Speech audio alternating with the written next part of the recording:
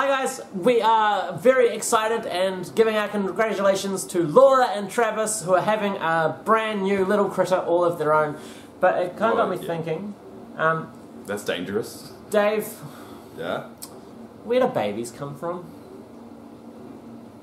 Well, I'm surprised at the age of like 26, 27? Don't know how old you are, but I'm surprised by your age you don't know how babies come from. But basically, yeah, there's a man and a woman, and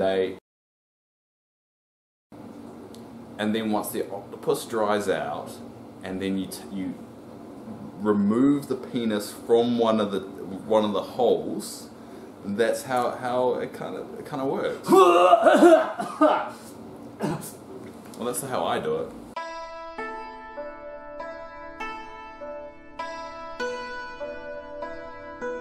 Hello and welcome to NPCs of Wildemount, reviewing Critical Role 2, Episode 8 of... I'm trying to make it like... No, let's go. Otherwise I just sit here looking like an idiot. Yeah, and doing this makes you look completely not like an idiot. Exactly. You'll notice the new set that we have. Yeah, it's all official. This is all made of cardboard. We built this ourselves last week. These are our stairs. That's basically because he's moved out. We've moved everything around. Yeah. We've got a new flatmate that we're trying to impress, so we've moved everything around. Yeah, so this is the new set for NPCs of Wildemount. And he's taken all the like cool, interesting stuff that's in the background because it was mine. Yeah, and my room it's not big enough. Yeah. I have a big bed. So for now we're filming here, but I think it looks great. I think it looks awesome. So, shh. Okay. Well, that's what happens when you unexpectedly stop a washing machine. There you go. There we go. That should be alright. That's fine. We can edit that. It'll look perfect. I'm going to leave that in there, that whole awkward section. So, first and foremost, yeah, congratulations, Laura and Travis, for having a brand little critter, all of their own. They have said that they will allow the critter community to name their baby, so start sending them No, they haven't. Sam suggested that. And I thought it would be good. No, but they make the joke that Sam had been covering Laura for a while. Yeah. And I thought that was just a joke, but when you look back on it, it is what Sam had been doing. Especially at the moment where Bo has the one-on-one with Matt and everyone leaves. Yeah. Sam deliberately stands in front of Laura. Someone made a clip of that. Wow, interesting. Yeah, so it actually is a legitimate thing of Sam actually hiding Laura's belly. But in all seriousness, congratulations, you two. I'm sure you'll both make awesome parents, and I say that completely genuinely. Anyway. Well, ungenuinely, you're kind of a dick. Congratulations, everyone. on your baby. I'm so proud. Geez, I'm so happy that you're happy. Yeah. And you're going to have a lovely life. Functional relationship. Oh, look at me. I'm adulting. Anyway. God, you just knocked the camera too. You just ruined. I've got a picture of a cock on my notes. I don't know where that came from. But let's get into this. That's your face. Yeah. It actually is. So, we've got one bar left on the battery, so we're hoping that we can film this before. Okay, so they are sacrificing... Okay, so they come back from the horrible underground area where they were sacrificing beings to the Manticore and the Manticore baby, which was slain by Sam and subsequently killed the mother as well. They worry about Caleb at the start. Because that was one of my complaints last week, is that they kind of didn't really worry about him. Yeah. And I kind of felt like they watched my video because they addressed these things straight away. Yeah. It's annoying. But yeah, they address Caleb and he kind of expresses how he's killed people before, but he hasn't had that reaction, but this time was a bit different. Yeah. They established he didn't have a daughter in the past. But it doesn't rule out he didn't have a younger sister or family or anything like that. We do also find something out about Jester that I did prophesize and it came true. Hey! So we'll get to that in a sec. But yeah, not a lot, like, plot-wise really happened this episode. It was mostly shopping. Shopping and journeying. Yeah, travelling to Zadash and meeting a couple of the NPCs there, which are awesome. And a few nuggets of backstory that we get here and there. Yeah, but not too much plot heavy and there was no combat. So basically they go through the loot as well that they got from the caverns. Caverns or caves? Caves, the underground. Mines. Mines. Subterraria. And Caleb uses one of his spells that we haven't really seen him put to full use before, which was Identify.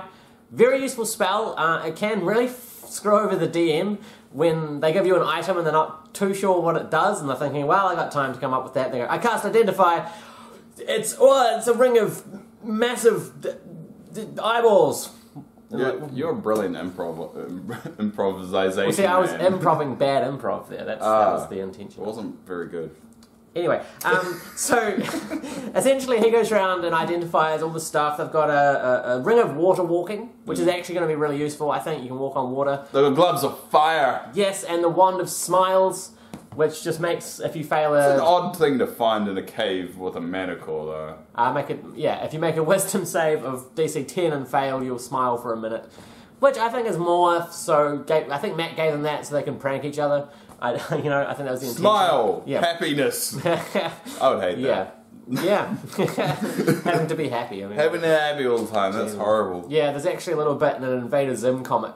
No, Invader Zim the series, and he's in this little tube. It could be used on you and not be happy, and that would suck even more. Like, you're feeling really sad, but you have to keep on smiling. That would suck. That sounds like a metaphor for something deeper there. But anyway, he identifies a whole bunch of stuff. And we've got a little bit of roleplay moments as well, where Jester prays to the Traveller, her It was a nice little chat she had with the Traveller. It was cute. I really find that Laura's new character is very, very cute. She's like the cute comic relief in some sense. Yeah, she's like the mix between like the innocence of Pike and Grog. Yeah. And the intelligence of Grog. She's probably slightly more intelligent than Grog. Yeah. But I feel... Like, I got the feeling that she's a very Pike-ish character in this one. Yeah. And I think it's just a good comedy. And I think Laura's having a really fun time playing that, and it does lend to some quite good comedy. And it's adorable, so we love her. So Bo reads some letters. That she she goes stole. for the letters. Yep. Ford studies people, which is a rather interesting character kind of choice. That Ford just watches people. But we know Ford can turn into people, so I guess this is kind of his thing. Yeah, absolutely. So we get a couple of more names of places in this episode as well, along with the Rotten Stump, which was in one of Bo's letters that she read, believed to be a tavern. That sounds a bit like a tavern, right? The Rotten Stump. And Dimmadorn. It would be weird if you lived in... where do you live? The Rotten Stump. Oh, okay. Cool. Where you peer into the Rotten Stump and you go, oh my god, there's a whole series of catacombs. It's amazing. Please insert disc 24 to continue. And if you get that reference, then you are amazing. So, essentially... I'm not amazing. You are amazing, Dave. But anyway, it was a bit of roleplay there. Mostly identifying stuff takes up the first, 20-30 minutes of the episode. But the most important thing happens during this bit as well. Yeah. The name of the party has finally after us making up names for them. After you making them up. I went with it. But it was all you. So they, again, they didn't think this through. They were kind of put on the spot. But in those beautiful moments facing the chaos of creativity, they come up with it, and it is... The Mighty Nein. Nine spelled N-I-N-E? Yeah. Oh, no, N-E-I-N. Yeah. The German word for no. Yeah, it's actually not a direct translation, doesn't mean no. It just is like a negative. It means right. No. So the Mighty Nein. So basically the Mighty No. The Mighty No. Mighty No. But because 9 is a joke that every time 9 is rolled, they say 9, and in the chat it says it as well. Kind of as a nice little group source, and that's why they make the joke. Yeah. But it's quite like if people say 9 as in the number 9, there's not 9 of them, there's 7 of them. No. But I guess if you count Frumpkin, that's and 8. We need Ford's one more. Sword that is somewhat sentient. Maybe. The Traveller, maybe. Well, I mean, that would be like the Traveller's like everyone. But yeah, Mighty Nein. Now, first maybe the 9 is Matt. Yeah, well, that makes sense. DM. The DM. Well, see, I didn't like the name at first, but by the end of the episode, it really grown on me, and I love it now. I think it's great. The Mighty Nein. It's very different than Vox Machina. Yeah. Which was a Latin translation from Voice Machine, I think. Yeah, and it was just something that didn't come up as a party. They kind of just had to change the name from the shits. So. Yeah. Now, Not, you'll remember, stole Shakasta's pouch. Last episode, Shakasta saw that and let him keep it. It had 113 gold in it, so bit of dollar spend, y'all. All I do is swipe kind of stuff going on. Well, I'm hip, I'm cool, I'm down with the... All syndrome. words that are wrong. Yeah, so we also talked to Bryce. It's time to collect on the ears of the gnolls that they've cut off. 30 gold per ear, so they make a lot of money there. 570 gold just on the ears, plus 35, plus 300 for other things. We found out more about the Ruby of the Sea. Yes! Just his relationship. Yes.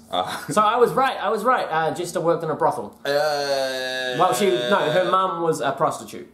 Yeah, well, she's like a high-class escort. Yeah. So, like, the definition, for some reason I know Let me just settle myself in for a lesson with Dave. A definition between a prostitute and escort. Escort is a little bit more high-class. Well, a lot more high-class. And so she's more of an escort than a prostitute. How do you know this? I just know things. I drink and know things. You drink and you know things? I drink and know things. You just drink. And in New Zealand, just for those out there that want to know, prostitution is legal in this country. But pimping is not. You have to work for a accredited organisation. You cannot pimp out the prostitutes. So there's like brothels and stuff. Like we could walk down the road and see like 3 brothels just there. Yeah, or in Christchurch is actually just one street. It's called Christchurch. But yeah, I was walking down there on Wednesday, like Thursday afternoon. I got propositioned by people. Yeah, it's legal and people pay tax and people are safer because they're in establishments with security cameras and stuff. Yeah. So I think it's actually going to happen either way. So having it legal actually does allow for the police to be able to help in situations. It is. Because like in America, if you're a prostitute, you get robbed or mugged, you were breaking the law, so you can't really go to the cops and be like, well, I was holding myself out. I think Las Vegas is legal. Like Nevada, I think it's legal apart from Las Vegas. We're here for critical weird law. Let's get back to Critical Role. This would be great for a podcast if we ever record one. Yeah, prostitution and Critical Role. That's what you get here on NPCs of Wildemount. And they decided today's Nott's birthday, so Nott's around about 8 or 9 from his or her guesstimation. Yeah, right. Now, this is hilarious, because you remember that Scanlan, when they found out how old he was, it was 69. When Nott is asked how old she is, she says, between 6 and 9. Yes! Oh, I didn't get that. Yeah, I picked that one. I thought that was amazing. For those of you who are keeping track, so Nott's birthday is the 12th of Fessurin. Fessurin. I'm not sure how to pronounce it, but that's one of the months that matter. And if you got the guidebook, you know all the months and stuff. Right. Because it's in the guidebook, eh? I've not come across it yet, but it's possible. I'm pretty sure it is. But yeah, so we know Nott's birthday. Awesome. So remember, be able to send presents and stuff when it turns to the 12th. And Sam's keeping up with the shirt thing as well. Yeah. And he had baby on board on the bottom of his mug. But in terms of the plot, they decide to leave Airfield. Yeah. Oldfield, sorry. Yeah. We find a couple more places, the Leaky Tap and the Pillow Trove, which are a low-class pub and a high-class pub. And essentially they decide to head to Zadash. Yeah. And along the way to Zadash, they get mugged. Yeah. Which they teach them a lesson. So essentially, we also get more mentions of the academy before that. Now, Jester has asked the old guy if basically Ford wants a letter of recommendation to get into the academy. Yeah. And Jester knows that the old guy that works there was a client of her prostitute mum, so she kind of Ruby of the Sea kind of subtly blackmails him into writing forward a letter for the academy. I honestly feel the academy is going to be really important in a future episode. I think he's not going to get into the academy. Probably not. I mean, if you go to a school, you're going to be there for like a year or 2. Yeah. And there's no way that's going to happen. But I think it's definitely coming back somewhere in the future. Yeah, so I'm going to try and gather as much information on it as I can. But yeah, you're correct. They get robbed by these like humanoid figures. Robbed. Well, they try to get robbed. They try to get robbed, like be mugged. Yeah. They didn't try to be mugged, they were mugged. They were going to be robbed, but they put them in their place. They told them they had syphilis and that it was highly contagious, and with a successful deception roll, they nearly got out of the combat, but unfortunately there was a bit of a fight. Not roll initiative. Like a massive one. Fight. It was basically just one round of attacks. That's why I don't count it as a real combat. It's real to them. It's real to them, yeah. Caleb does fail a death save at one point, but he's fine, he gets healed. And essentially they make them strip, and then Ford says, can we leave them with some dignity? They start putting their clothes back on. So yeah, it kind of feels like things are changed, like there's going to be a few characters that's going to force the party to be good. Yeah. And I think so Molly is one of them. And Ford. Yeah. Because I'm just it's kind of a dick. She can flip on a dime quite quick about her even though she's innocent and happy, she cares more about loot. I think that's just Laura, though. I think that's just Laura, because Vex is just like that as well. So especially in like Voxmark Origins. Yeah. Just wants all the stuff. Yeah. I think Bo's going to be is more neutral at the moment, but going to head to the good. I think Not is probably going to push gently the party to some less than moral decisions regarding less gold. Than moral? Yeah. less, I don't know. Yeah. And so we'll see what happens. Yeah, it just feels like the morality is coming up a little bit more, so they're trying to make an active effort to not be a dick. Yes. Jester does demand that they take all this stuff. Molly, just as we said. Yeah. Molly decides that they should initiate a new leader now that their leader is killed and follow him and gives them some gold and they go on their way.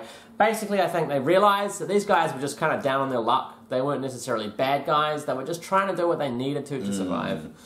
But anyway, they make their way out of there. Not finds horses, and names them John, Lou, Crapper, and Toilet. Which is just so many original names. I like their improv skills. They're just like, I don't know. Yeah. What should we call it? Toilet, yeah.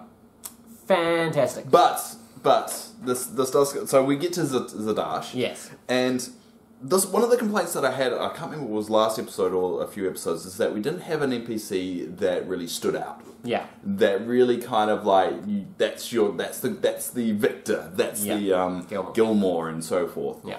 And for some reason, it was this episode that Matt's like, I've heard you, Dave. I'm gonna correct this. Yeah. So we have the wonderful, unbelievably cool Pumot Sol. Yes. Who has 4 copies of himself, which is kind of like one of the abilities you get as a Windwalker monk at level 50 in World of Warcraft. But essentially, he split himself into 4 different characters. He's a furlob as well. He's a furbog.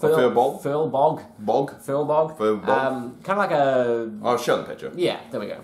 Kind of like a jackal human hybrid kind of thing. Yeah, it's a weird bear. Orcish kind of. Yeah, it's orc bear kind of thing. Anyway, he's amazing. He's essentially a Canadian. He talks very slowly and is very kind. To completely just stereotype and alienate people. That's what some of the players said. He was like, he was nice. He was lovely. That's what I mean by that. People said that about us too. That's true. Maybe it was New Zealander. Yeah. There's actually, in people's perceptions, a lot of similarities between us and Canadians. Yeah, a lot of people like say Australia is like US and we're like Canada. Yeah, yeah. Some people say that Canada is kind of like America light. Similar, but better for you. Anyway. Majority of our audience are American, yeah. I realised that as I said it. Yeah. And then I was halfway through the sentence. I love you guys. You guys are amazing. Well, that was USA. a good Hey, you guys did Miley Cyrus. I mean, that's good in my books. You just insulted them again. Anyway, we love you. Yes, we love you. Yes, yes. We're having fun. We joke about everything. Yeah. Subtle racism. So essentially, they also try and find from this guy a bag of holding or a suitcase of carrying, as Not says. We do meet a lot of other NPCs before this, but this is the one that kind of stood out. Yeah. It had multiple copies. It just... You have to, if you're going to watch anything in this episode, just watch that moment. Yeah. Because it's great. And there is actually a dude who, in the YouTube comment section, has been timestamping in the video all the important moments. So if you wanted to check this out and you didn't have time, just jump on the thing, look at his little comment. Have you never seen that before? I've never seen that before. Every single time. I make it... happened since before I even met you. For my own mental sanctity, I don't go into YouTube comment sections very often. Yeah. Yeah, the fans do that quite a lot. Is they kind of there's even a little bit of a race to timestamp everything. Yeah. So we also find this place that they're at is the Invulnerable Vagrant. That's the name of this guy's shop. Very much like Gilmore's Glorious Goods. I think this is going to be their trade hub. I want more of this guy. Yeah, me too. Pumot Sol. I think I can help you there. That's kind of that's a really good impression. That's probably your best impression. If I was going to say everything you've ever done, and then that moment would win. Cool. All right. It works for me. That was a really good one. I like that. Well, thank you very much. Yeah, I can do it. All right. Yeah, I'm proud of myself. You got it. I think you got Pumot Sol. So that's basically the entire episode. Oh, yeah, the ends at the Leaky Tap. So that was the best bar, because before they left Allfield, they asked where was the best place to go, and this is the best place that they were going to go. So this is where they ended up. We also find out the name of Magic Library, the archive. I've got the archive of the Lesbian Soul, but that can't be right. The archive of the Lesbos. What is this new place doing to you? Well, see, no, the thing is, usually I have my notes typed up on the computer. Yeah, I know. This is the first time I've ever seen it, and I'm just... Oh, and I drew Not as well, look. You can see that's not. I don't know whether you want to show people your notes. Don't read the notes part, just read the notes. I have a nice little book. It's lined, and I've been using this book for a while, because that's from episode 109. I found a piece of paper. Yeah, basically. We're like yin and yang. Nice constructed little notes, and you're just like... You can also see that I switched pens at multiple times, because I ran out, my blue pen ran out. So put it on your phone next time. That's probably not a bad idea. Yeah, that's probably good. Anyway, that is basically the run-through of the entire episode. Yeah, I mean, it's not huge. It's not a huge plot-heavy episode, but it was kind of like a transition episode, which they had to do. So honestly, I thought Matt could have thrown in an encounter slightly more serious than the near robbing. I think the near robbing would have been more serious if they didn't trick him. Yeah. Well, if Caleb used friendship, which if you fail, the target knows. So it's dangerous, because if it fails, they go, well, you just tried to use magic on me. That can initiate a fight. And with Caleb Watch, there was no real werewolf kind of backing, and I'm starting to lose hope that he's a werewolf. Although you did get some comments on our last video that people were with you, and they're doing Caleb Watch now as well. I just don't...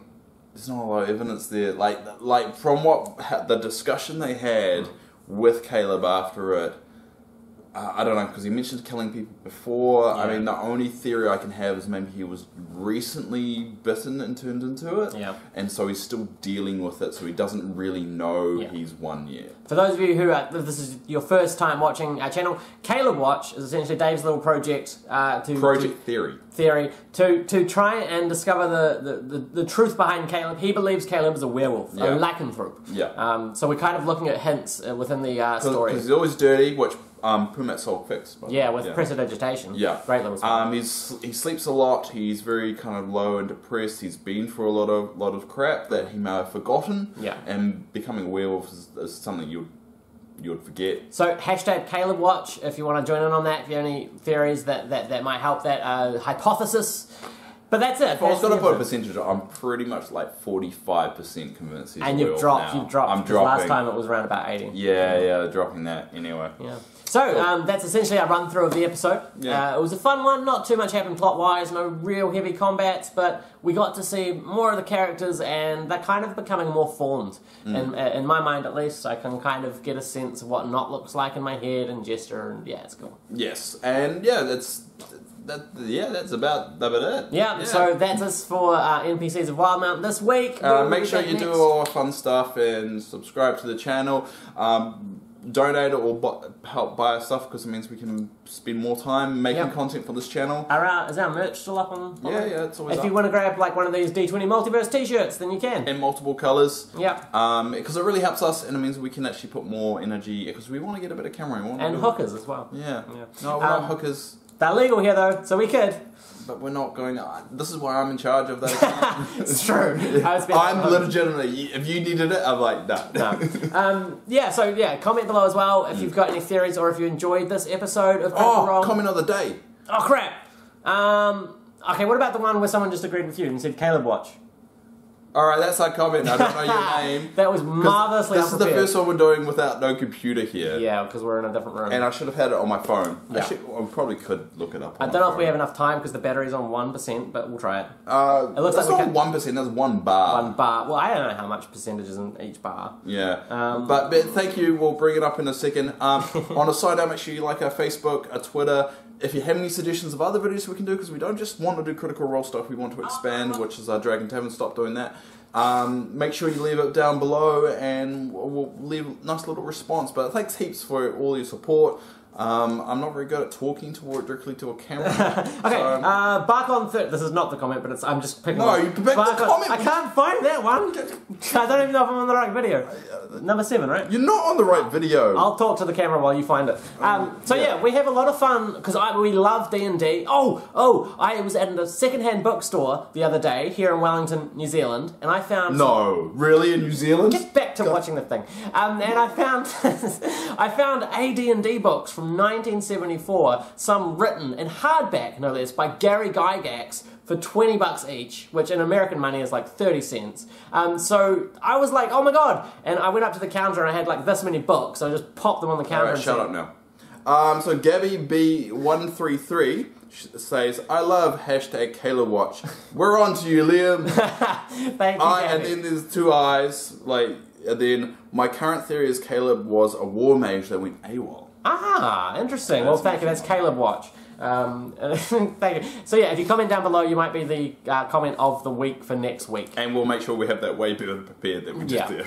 So thanks very much for enjoying and watching our content. We'll be back next week. Check out the rest of our shows because we do a whole bunch of stuff here on the D20 Multiverse. From myself, Oliver Dungeon Master, and Dave. Good night. Good morning, good afternoon, wherever you are in the world. Nerds of Power. I think that's just... I think that is my catchphrase. I think you have to keep doing that. Signature sign-off. Yeah. Now get out of my house.